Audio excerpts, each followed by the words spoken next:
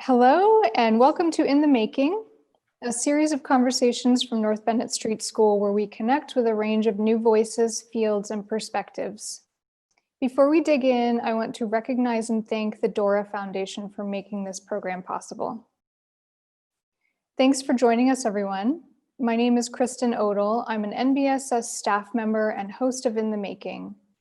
Today, I'm joined by BA Harrington, artist, teacher, and graduate of our cabinet and furniture making program, and Mary Savig, Curator of Craft at the Smithsonian American Art Museum.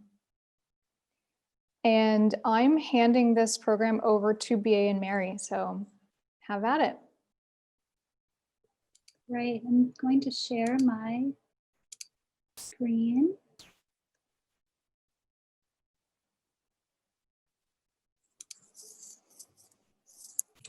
All right. Before we begin, I just really wanted, together with BA, we really wanted to thank everybody at the North Bennett Street School for organizing this program, especially Sarah, Kristen, and Kevin for bringing this together, and anyone else behind the scenes.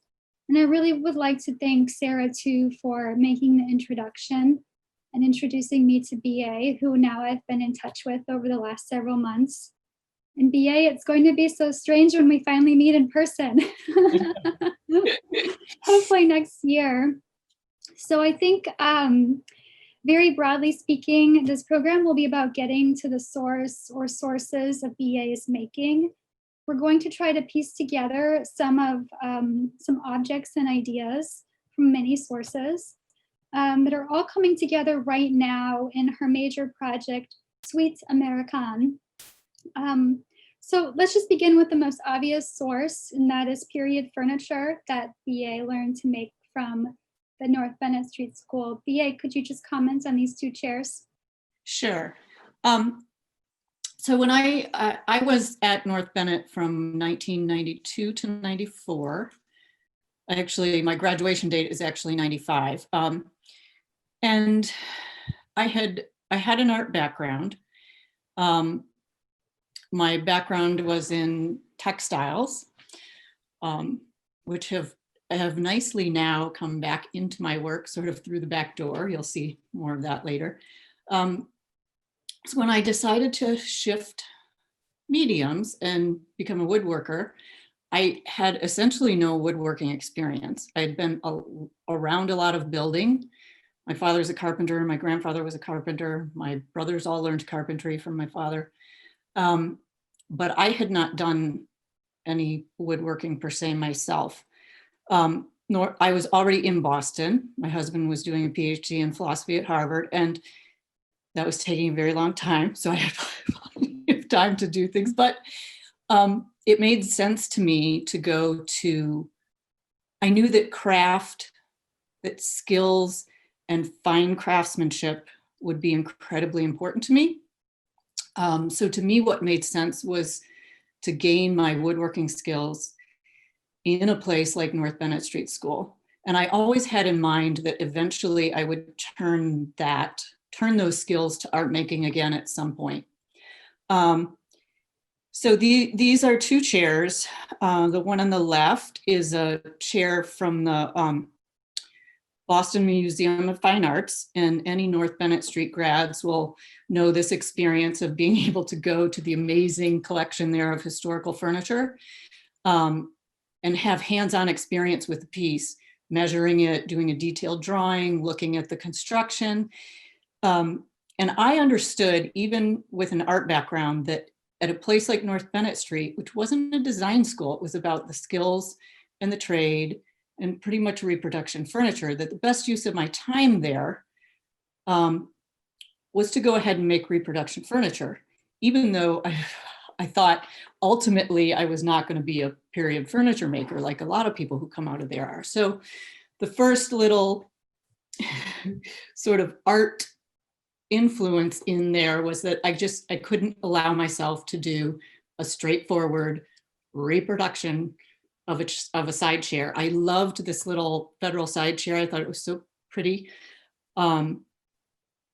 But I had to tweak it a little bit and make it my own. So instead of maple, it's cherry with madrone burl and ebony accents, and then I changed the splat, the back part of the chair, to be those arches rather than the intersecting ovals. So even at the very beginning, I couldn't, I had to break rules a little bit, I guess I would say, maybe. Mm-hmm. Well, that kind of helps us transition to the next slide, which is a picture of little BA in her handmade Easter dress. One thing you said to me when we were talking earlier is that growing up in your family, making is not a question. Could you just comment on that a bit? Yeah, everyone in my family, my father, of course, he was a carpenter building houses. I knew that my grandfather was a carpenter. My brothers all learned carpentry. It was their summer job during high school and college. They probably started, sweeping up the construction sites when they were 12. My brothers, we also all took art classes all through high school, like junior high and high school. I was the only one who actually went into art. My brothers are quite a bit older than me. My youngest brother is 9 years older than me, and the oldest brother is 14 years older than me. So they made me things. I remember them making me jewelry in art class, doing drawings for me. And my mother made our clothes. So like the Easter outfit that you just showed. Go back quickly. Which actually, I think that's actually a coat. Coat dress. Yeah. She made it all. And then of course, under that, I also had a homemade dress. She would make, at least a few times, she made matching dresses for she and I at Easter. So making, it was always happening. And then of course my mother too was making our food. And that's one thing I notice even now, that a lot of the women's work, right, is consumed by the family. So when I was going through these things, there was a lot more tangible material culture and made things from my father than from my mother. But I realized that her sewing, her baking, we never had store-bought cookies. We always had homemade chocolate chip cookies with oatmeal and walnuts in them. So they were a little nutritious. But, it was just, like I said, it wasn't a question. You made things and we made things for each other. And it was known by all of us that a handmade gift was much more appreciated than something bought. Mm-hmm. Who made the little barn on the right here? My dad made that for me. I think the idea was that my dad, since he was a carpenter, should probably make me a dollhouse. But instead it was a barn because I had a pony growing up and then a horse. And so I had a little collection of, horse figurines. And so this barn was to hold and display those. Mm-hmm. That might connect later to your dollhouse, which I've been working from since March. What are we looking at here? So this is some of what we called, the family ephemera. On the left is one of my dad's speed squares that I found in his tools and things after he passed a couple of years ago. And to me, that it's a carpenter's square. Carpentry is not, my dad used to say that he didn't have the difference between what he did and what I did as a fine furniture maker. He didn't have the patience for the tolerances that I had to work to. Mm-hmm. At the same time, he prided himself in framing walls to within 1/8 of an inch. So, and I knew this, that he was a fine carpenter. And then, so that's just, memorabilia saved from him. And also to me, it represents that sort of the level of perfection, the standards that he had, that I feel like, even though I didn't learn my skills from him, in a sense, they still are inherited. And then on the right is a little pot holder crocheted by my grandma, Minnie, who was my dad's mother, Wilhelmina Wyma Harrington. And that was just, we were always getting little things like this from grandma or aunts or, and again, she baked and canned and all this stuff. So it was all, it was still part of that lineage, the idea of making. I think that's the case for a lot of people. But it was very, very poignant in my family. So some similar objects. Yeah. So on the right, just found it, these are the stockings that we had. I think that mine may have been made for me before I was born. I remember these from every single Christmas. I still have mine. I think my mom gave my brothers each of theirs. So these she made. And I loved how the mommy and daddy ones were like so gender related, right? The high-heeled boot and then the work boot. And then mine and my brother's were all the same, just the traditional stocking in the red felt with different appliques and all, and she hand stitched all of these and decorated these, and they were hanging from our mantle and then at the foot of our bed every single Christmas morning growing up. On the left, so those are plumb lines, which carpenters use all the time. So those are my father's. And again, these are things that I found after he died when I was going through all the tools in his shop. And you can see that even the commercially made plumb line on the right, the Stanley one, has been hand altered. I don't know, he probably lost the lead bob or something. So he just has a little nail tied to it. But the one on the left, I don't know where that came from or when he used that, but it's just like a stick with string wrapped around it. He did a lot of volunteer work through their church, building hospitals. He went to, I don't know how many times he was in Haiti. So, he did often work in circumstances that were a lot different than what he was used to and without the machinery that he was used to. And okay, yeah, so this might have been all kinds of little tweaks. He was even in terms of tools and stuff, he was like, I found crazy little things in his stuff that I couldn't figure out what he made them to use, but where he had just like cobbled things together for some specific purpose. Could you talk a little bit about the pencils you found too? Yeah. So my dad was a carpenter, contractor, small-time contractor. He was himself, and he employed, probably when my brothers weren't there, 3, maybe at the most ever 4 guys. They built the house from the ground up. They did everything. They did the framing, the finish work. And he also, so obviously he built homes for other people, but I lived in 8 different homes growing up, all built by my father, all in the same neighborhood. He bought 40 acres when he was 23 and developed the property and probably built a third of the homes in there ultimately. But for our houses, he always started with some kind of plan.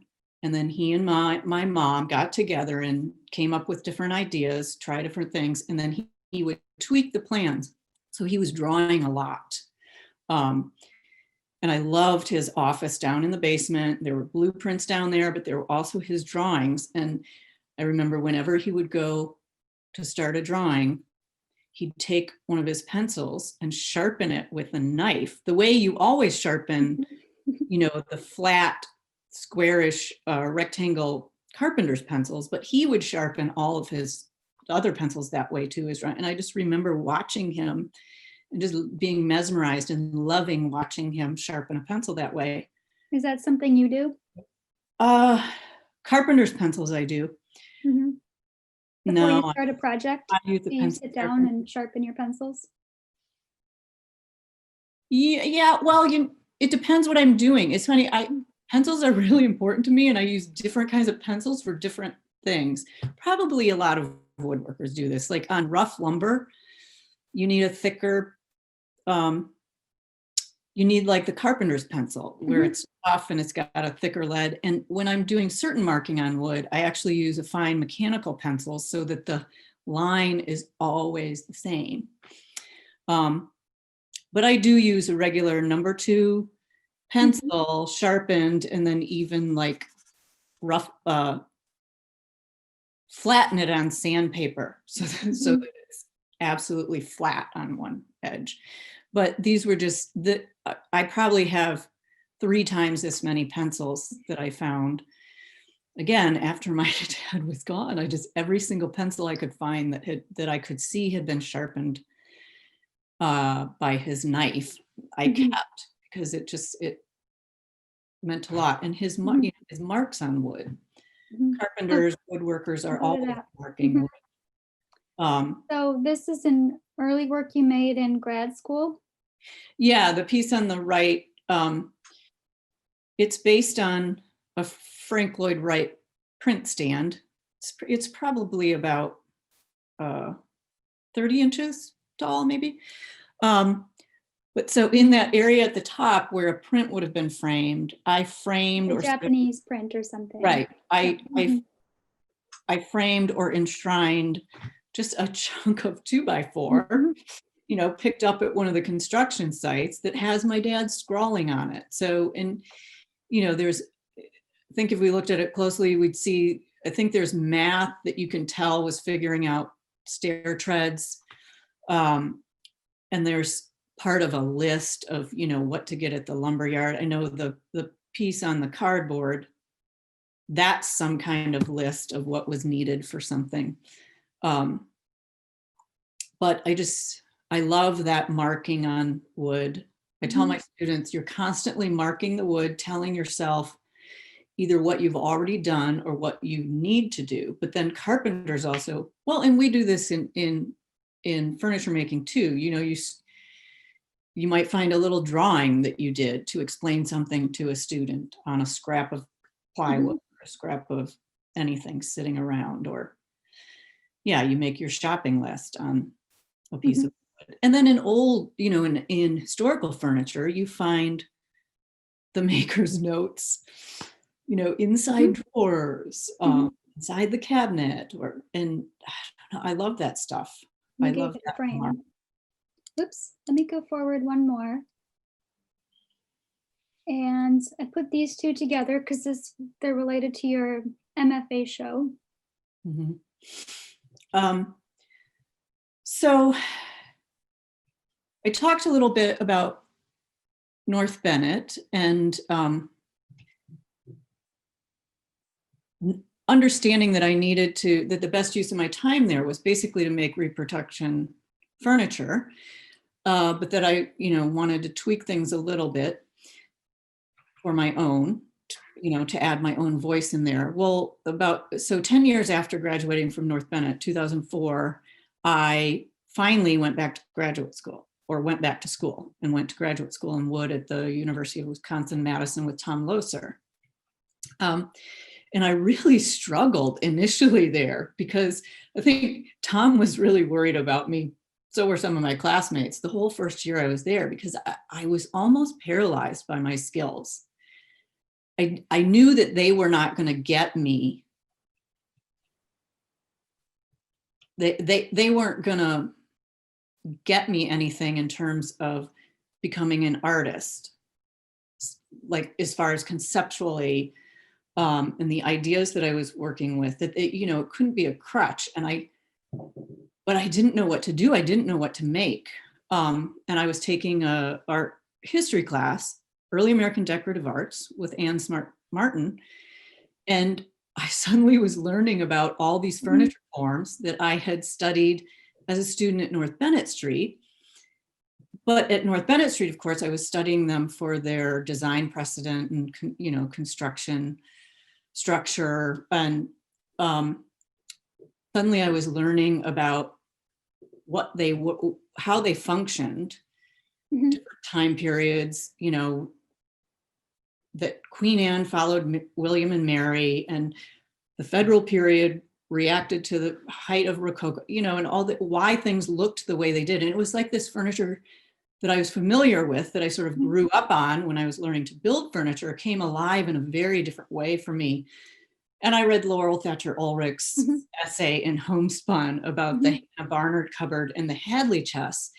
And this chest form was a little bit familiar to me. I had seen something like this when I was at North Bennett, but I had never known that they were likely made as dowry chests for young women, and that these initials, if you can see on that center panel, you can barely make out the initials RD, that those were probably a young woman's initials that this chest was made for. So I became very interested in all that early American furniture that I had studied to learn to build furniture. But I was now interested as much in the context, the social history. And I became really interested in the idea that this furniture was made by men, but there were specific forms that were made to be used by women. And in the historical research that I was doing, most of it still focused on the male production of the pieces. Who made it? Men. Which men? With what tools and where? And Laurel's work was some of the first work that opened up that idea of the actual use of these objects. And what they contained as well. By women, right. And then what was held inside of these chests. Material goods made by women, fine linens, you know, that were showing off their skills to a possible, you know, future husband. And also things that were inherited and passed down through female lines. And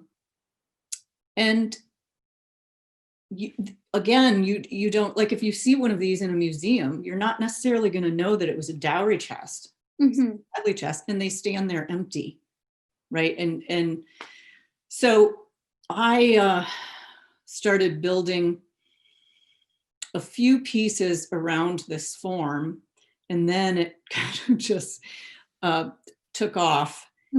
So my largest body of work now is based on this Hadley chest form, where I take the photo on the left is your invitation to your show. Yeah, it's and that's a childhood card for my master's thesis exhibition. Because I came across, as soon as I saw this photo, I remembered it. And I remember doing this wedding dress up where my mom wrapped me in these curtains, these white curtains, to make it look like a wedding dress. And then the little neighbor kids with me playing wedding. I don't know how many times we did this. To me, it feels like we did it a lot, but possibly we only did it once and I just saw this picture a lot. But it seemed like such an appropriate image to use for that. And the show, the title of the show was Dowry, and all the forms were based on the Hadley chest. And speaking of lineage. What was that? Speaking of lineage. Of lineage, yes. So the first time that this form was built was for that thesis exhibition. And my father and I built it together on site. I think the first time it took us 3 or 4 days. So it's basically the structure of one of the Hadley chests, but 3 times the scale, and built the way you would frame a house. So built with framing lumber and my father and I swinging hammers together. And it became a navigation of sorts between his skills as a carpenter, my skills as a fine furniture maker and an artist, the back and forth between those. Say we built it 4 times in different locations, 3 more times after this. And we had the same arguments every time. like his thinking like a carpenter, me thinking like an artist.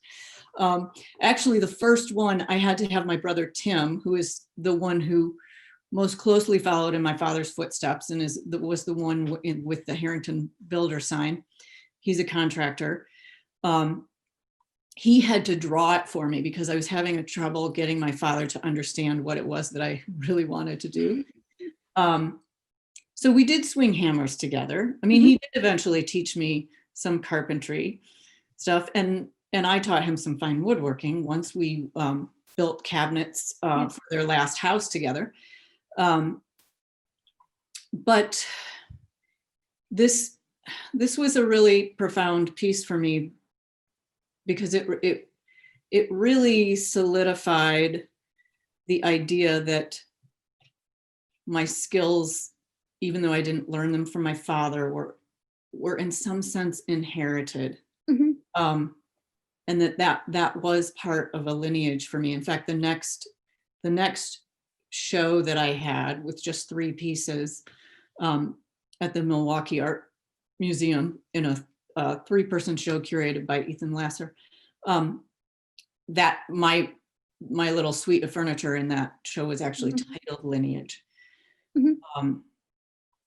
But it, yeah, and you know, it was also just incredibly special to get to do this with my dad, and to he understood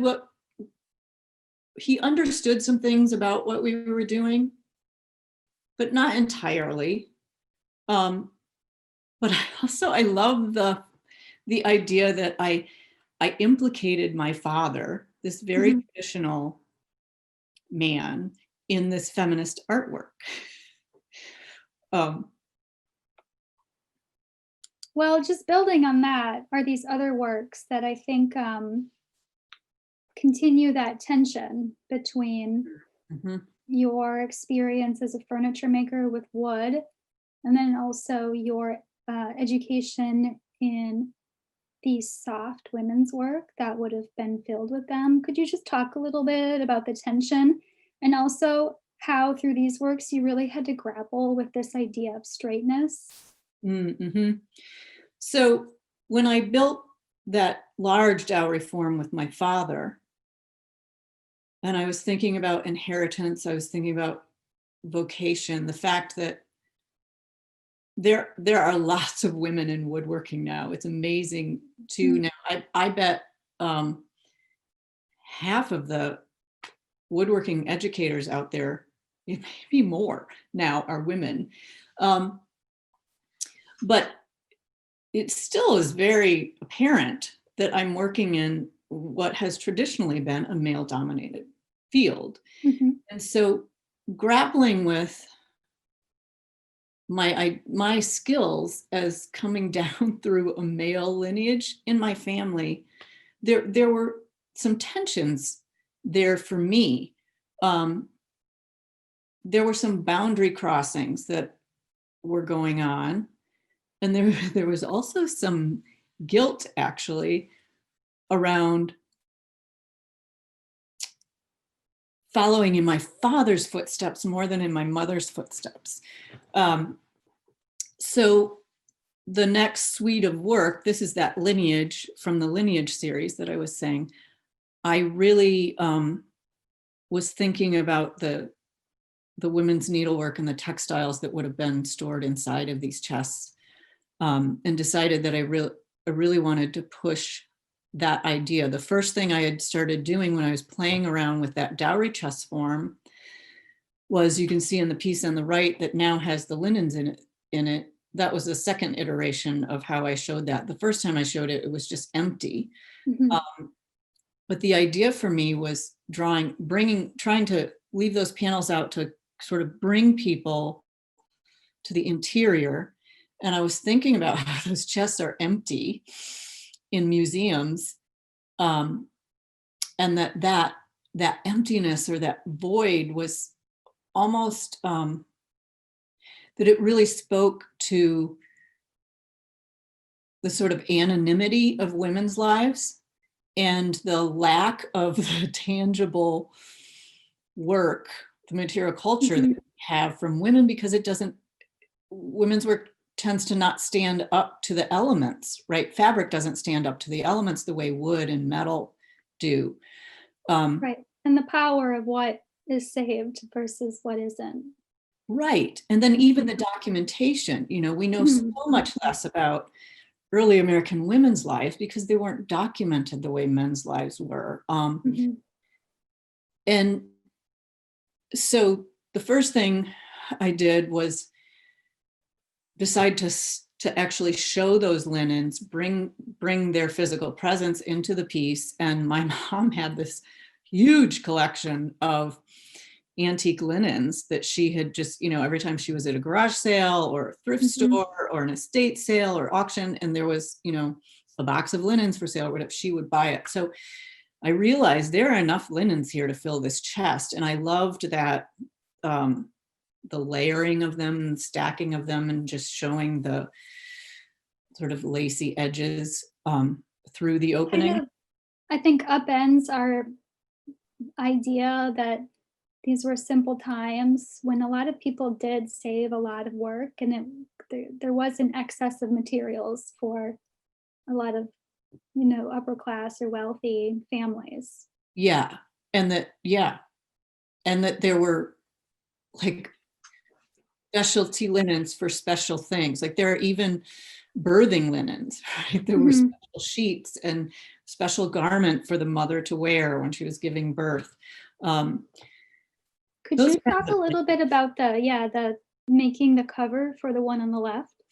Yeah, so what I decided to do there was I left the wooden furniture form uncarved. You know, those Hadley chests are completely covered with this sort of crude, it's not exactly chip carving, it's almost more like a scratch carving. And I love that about it. And it's so quirky and wonderful, but it's really busy. And so I didn't want that to distract from the linens. Plus that was a whole nother skill set to get. So, but I really wanted to do something with the carving. So the one on the left, the embroidered piece, I basically, again, this was, did I do it? No, this was still bringing you to the interior of the chest with those open panels, which are silk organza. And then the rest of it is linen. And I stitched, you can see that the front is stitched the way the wooden chest is constructed with, you know, the two front legs and then the horizontal rails. And then it's lit from inside. And I put the, you know, normally when we build furniture, you're going to put the nicest grain to the outside. But on this one, the nicest grain is on the inside and you have to peer in through that silk organza. And then the pattern that's embroidered on the front is the carved pattern from the original Hadley chest that the Chipstone Foundation owns, the RD chest, which I got to spend a lot of time with. And I even did a rubbing of the front of the chest to get that line that I then embroidered. So again, here there was, I mean, we don't know exactly who did the carving. We probably assume that it was the cabinet maker, but not necessarily. But you know, something happened in feminizing that line by stitching it rather than carving it. But I also, I mean, I used red because the original, there's a lot of red paint that was used on the original Hadley chests, and the one that the Chipstone owns has residue of red paint on it. So red seemed, you know, appropriate because of that, but it also has all the other connotations that you think of red. You know, blood. Wow, that's a good transition too. Okay. Let's talk just more about the suite that you're currently making. Okay. In our conversations, we just talked briefly about these different themes of excess, intuition, and ambivalence. So I just wanted to think about really how your work, this current work that we're going to show some mock-ups of, does sort of undercut ideas of simplicity, and it does focus on excess and also women's intuition and the different ways that's speaking to your work. So I'll just go forward to look at some of your period sources. If you just wanted to briefly describe what these are. Yeah, so these are usually referred to as ladies' work tables, sometimes just work tables, or sewing tables sometimes too. But the idea is that they were petite tables for women to work at. Some of them have, in addition to the idea that needlework could have been stored in this fabric sort of sack drawer, some of them also have things to facilitate writing. Like they might have in the drawer, there might be a little inkwell or something like that. But the main idea would be that, this is a petite piece of furniture that they're on casters mostly. So the idea of being able to move it around. So what I can imagine is like a woman, and again, the ones with the fabric, fancy fabric bags and, the veneer and stuff would probably have been more affluent homes, right? So women who could do leisurely needlework. Like I don't imagine someone darning socks throwing it in their silk bag. Right, but you can imagine a woman sitting in a sofa or a chair in a parlor with company present and pulling this up beside her and doing polite needlework. And you thought this also looked like, a bodily shape, like a pregnant woman as well. Yeah, they're also like a sack. Really odd. So that, takes us down this different path. And then you start looking at textiles by women. Yeah, so I had already been thinking about textiles. My own textile background, plus connections to my mother and the women in my family, that kind of lineage. And, what would have been stored in the Hadley chest. But then especially once I started looking at the work table or the sewing table, I got much more interested in the textile forms that women worked on there. So the sampler on the left is probably familiar to a lot of people, but these, the height of these was really during the federal period, which is when that work table form pretty much first shows up. Well, and then the embroidered pocket, same sort of time period as well, right around the time of our independence and revolution and becoming a federation. And I'm also interested in the Hadley chest, the work table form, and then there's a form in between there that I'm looking at, which is a lady's writing desk. And so for that, I'm picking something like from the Queen Anne period, which would be between the Hadley chest and the federal work table. And thinking of all three of these forms is, even though they were conceived of in a very patriarchal society, they all show moments, I feel like, of giving women some agency. They have like the writing desks and that little work table, they have locks on them. I don't know who had the key, but, and to the idea of being able to write, right, for women to be able to sit down and write something. And do a very specific class of women. Right, yes, very specific class. And race. Be able to do, yes, and race, to be able to do fancy needlework that was sort of an artistic, more like an artistic expression, right? Not necessarily functional. The pocket would have been, but not necessarily the sampler. I'm going to move us along a little bit. I think we only have a few minutes left. Okay, we'll go quick. So this. So then we are thinking about these ideas of like how women they had some agency, but they're always expressing ideas of virtue, motherhood, and then you came across these. So this is not American. This is actually French.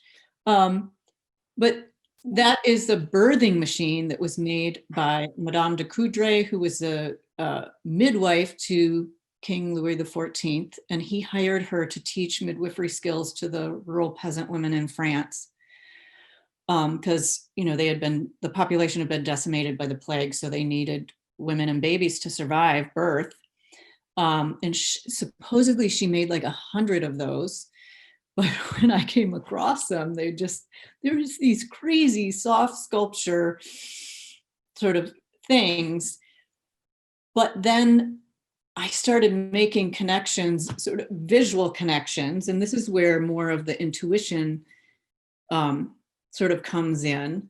But when you isolated the sort of placenta part of that birthing machine, which was made to like hands-on teach women how to deliver babies, then I came across this image of a work table, one of the only images I've seen of a work table with the original bag still intact.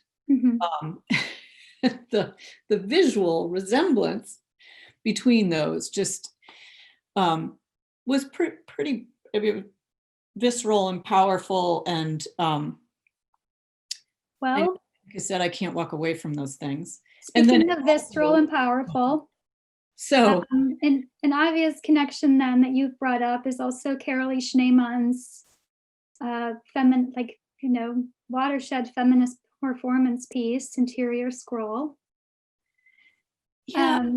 Go ahead. I just wanted to share a screen, the print of it. I thought this was a helpful image for people that weren't as familiar with this performance. But Schneemann pulled from her vagina a scroll that included the script from a film that she had made called Kitsch's Last Meal. Kitsch was her cat of 30 years.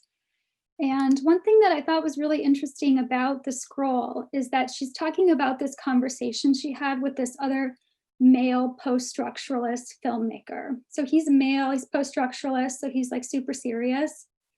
And she's talking about how he says there are these films we can't look at, and these are basically feminine forms: personal clutter, persistence of feelings, hand-touch sensibility, and diaristic indulgence. These are all of these things that have kind of been undercurrents in your work that you're starting to bring up, because these were the things that were materials that were lost because they were women's work, while, like the hard structural men's work was saved. So I thought that was a great connection. And I'll just go, so if you can see the interior scroll, and then you see BA's mock-up, I think you will see the connection to the first mock-up of some of her own work tables. BA, did you want to talk a little bit about the materials here? Yeah, and this is another way that I figured out how to work more intuitively with a material like wood, that, especially based on the way that I was trained at North Bennett, everything is, very calculated, figured out ahead of time, drawn in detail, full scale. And two, when I started combining fabric and wood in the same form, there was this tension, incredible tension between what counted as straight. Right. Like some source material. Straight line in wood is very different from a straight line in fabric, which always is going to have a little bit of drape stuff to it. And I realized that in the forms that I was working with and the ideas that I was working with, that there was this inherent tension already there, I felt like, in the forms themselves. And in my experience as being a woman woodworker from a male, historically male lineage, even in my own family, and then just the tensions in my own personal life. And like a lot of people would assume, because of how much I connect things to childbirth, or that I was a mother, and I'm not. I don't have children. So, but there's a lot of layering and a lot of back and forth between materials, between, Well, what I like about this boundaries and contrast is that this is a found pillow that has this crazy quilt, so-called crazy quilt styling, where it was, these fiber pieces were pieced together intuitively because you had so many pieces. You could kind of do what you wanted to do with them. right. But when you're making furniture, wood's expensive. You can't, this is the mock-up, because you have to get the mock-up right before you use the nice woods. Right. So yeah, there's this inherent tension between what you're trying to combine. And also, I think that also speaks to the ambivalence you're talking about motherhood too. Yeah, and I think that too goes back to the Carolese piece, the interior scroll. Mm-hmm. And I heard her speak in 2012 when I was doing a residency at SUNY Purchase, and I remember her talking about that piece and saying that, like, the idea came to her. She knew she had to make it. She didn't want to make it. I even think she may have said that she was scared to do it. And that struck me so, just the idea that an artist could feel that way about their work, that was okay to have that ambivalence, and that, some of the strength and power in work comes from those places of being able to even hold two contradictory feelings or beliefs at the same time. And I think that's also what gives more people access to the work. Right. And so one of the things that I'm trying to do with Suite Américaine. I'm going to go to the others. I'm just going to go through some images while you talk, so people can see the rest of what you're pulling together. One of the things, so I'm still, this is still definitely has a feminist agenda, and I'm still, thinking about these three forms historically, and women's history, and changes in attitudes towards women and motherhood and family and marriage, and bringing that into a contemporary context and thinking about those issues that, are at the heart of our social and political discourse. But I also want to try to move this a bit beyond just a feminist agenda, and be able to think about it broader in terms of women's rights as human rights. More intersectional. You've also talked about immigration. Yeah, one of the recent pieces that I did, based on a Pennsylvania German wedding chest, was thinking about immigration. So that's where I'm hoping to be able to move this stuff. Well, it sounds like it will be on view. You have the suite will go on view at the Center for Craft in the spring. So everyone stay tuned.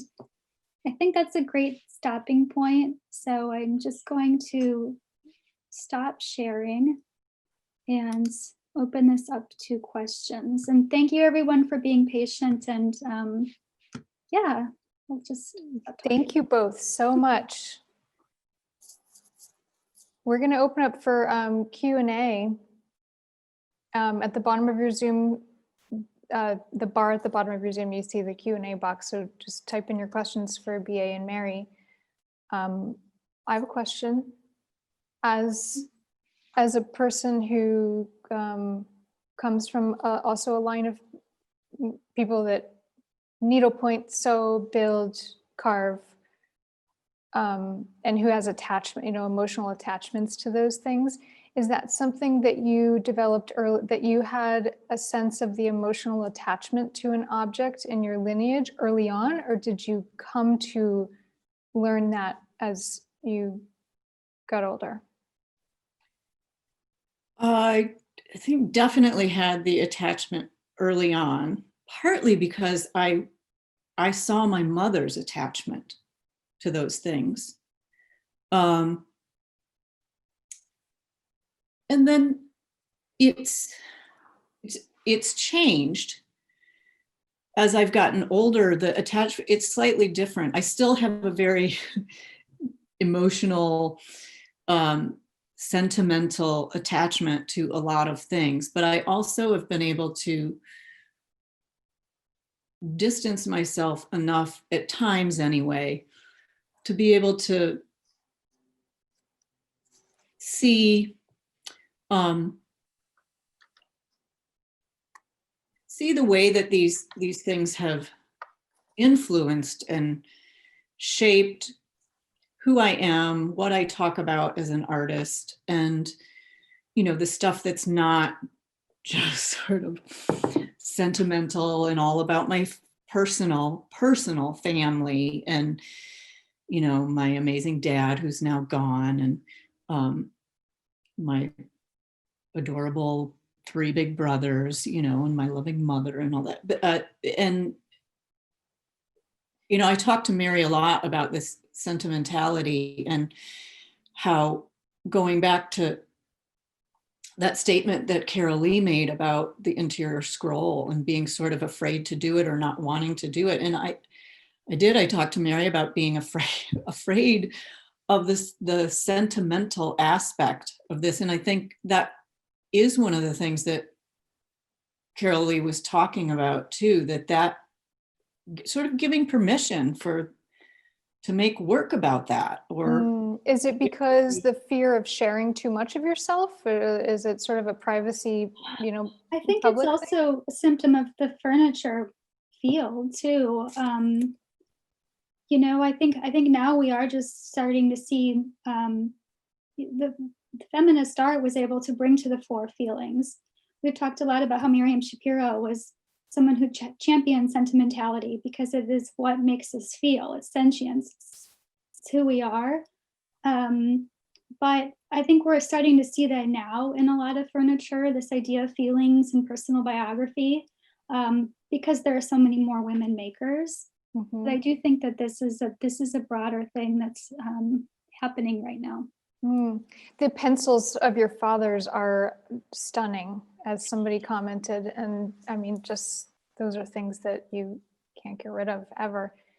A question about something you said that was brilliant, about being paralyzed by your skills in the beginning. Mm-hmm. The question is actually, you talked at the start about your high level of skill being a barrier when you moved to art and started graduate school. How is that now? How about that now? What balance do you feel these days in your different skill sets?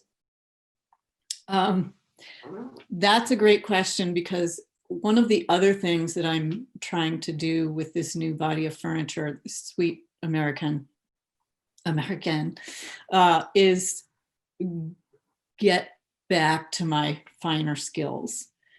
It was funny because when Mary and I were first putting this slideshow together, I had a few images in there of like pretty badass furniture that I made after North Bennett Street School. And I told her, I said, I'm afraid if that's not in there, the North Bennett people won't know that I have chops as a furniture maker. We know. But yeah, it is. But again, it's so, since I'm teaching full time and trying to do my studio work as well, I haven't had the time to devote to the finer work. So that's one of the things that I'm really excited about with this, is these are all going to be, solid wood, finer forms. Sometimes, some of my work, sometimes I even work in plywood. I'm like, Brad, and I had a moment in grad school where the first plywood mock-up I made of something, I was having this crisis. I felt like a charlatan. I can hand cut dovetails, but I couldn't even use a brad nail gun well. I kept shooting nails all over the place. And but that's the kind of stuff that I had to struggle through in graduate school with what to do. What do I do with these skills? And then when I got all excited about the traditional furniture again, it made sense. And I realized too that even in the plywood work that I make, because I do a lot of stuff with a friend, Shell Isaac, who's a video and sound artist, and we do these multimedia installations together, and all the work I do there is plywood. And I was so scared that, so this is my ego in here too, right? I'm so scared that my skills wouldn't come out through that, but they do. Now I realize even in the plywood work, I think, it does. See that I went to North Bennett Street.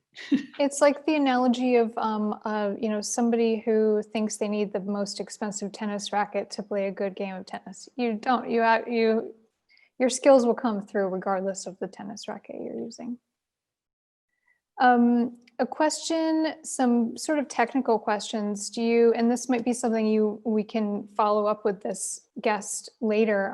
Somebody asking about woodworking books that you would recommend to a beginner about practical knowledge in the craft of furniture design and cabinet making. Oh, I would, rather than like more technical stuff about how you do this and how you do that, which you can get later. And now with, the internet and with so much on, you can download any number of videos, I'm sure, watching different people's approach to cutting, hand cut dovetails. But I would do the classics, like I would read like Soul of a Tree from Nakashima. I would look at some of the Krenov books. I would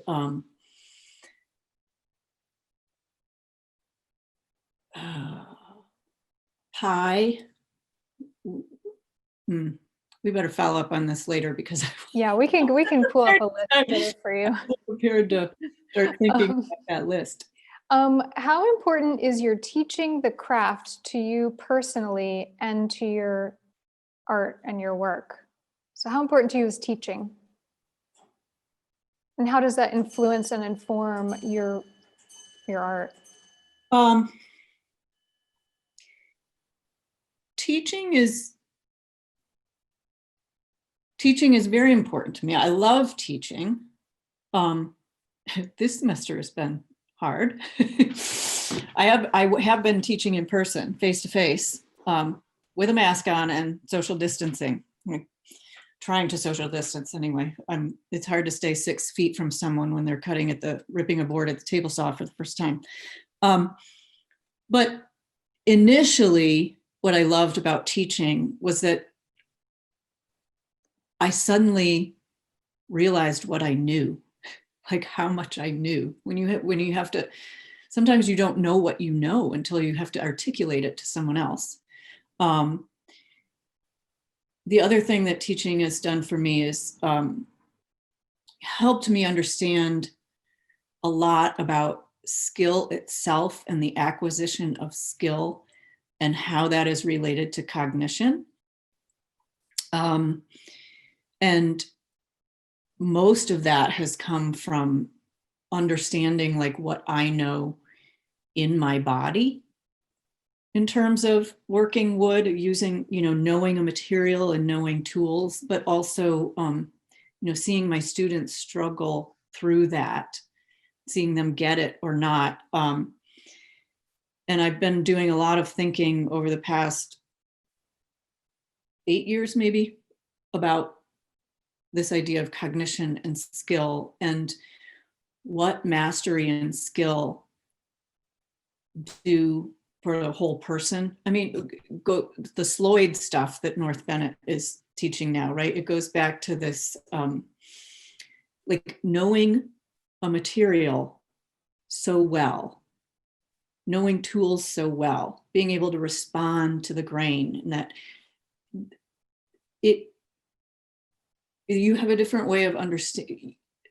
I feel like it can lead to more empathy if we understand that there are also these things to know about people, right? There's a way to know our environment, the ground we walk on. And so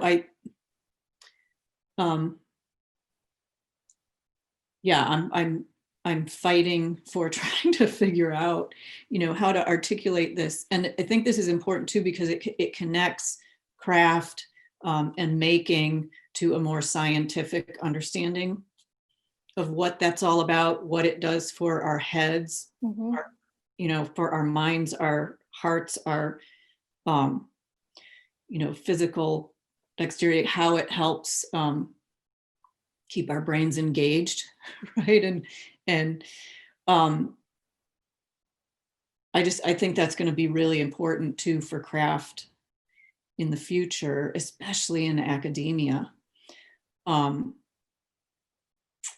That this connection to,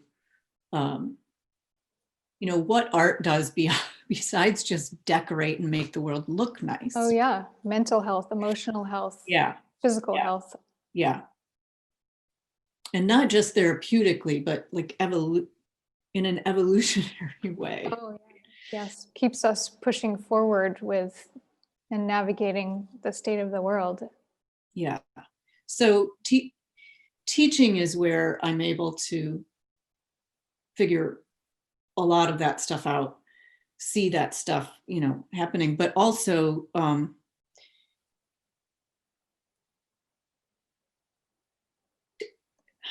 just sharing the idea that, sharing with students why I love what I do, and the humanity that's involved in the care of making things and understanding materials and tools. And that's really wonderful. Thank you. You're welcome. Thank you both for sharing all of this with us today. It's been really wonderful. Thank you. Yeah, and thank you to all of our guests who joined us this afternoon, evening, and now it's evening, but you all were wonderful. And thanks to Mary and BA for sharing all of your sentimental bits and pieces, and it's been really wonderful. Thank you so much. Yeah. Thank you, and thank you everyone who came. Yep. Giving me this opportunity. It's been wonderful. Yeah, definitely. It's been a highlight of quarantine. Yes, definitely. Okay, thank you all, and we'll see you soon. Bye all. Happy holidays. All right, you too. Take care.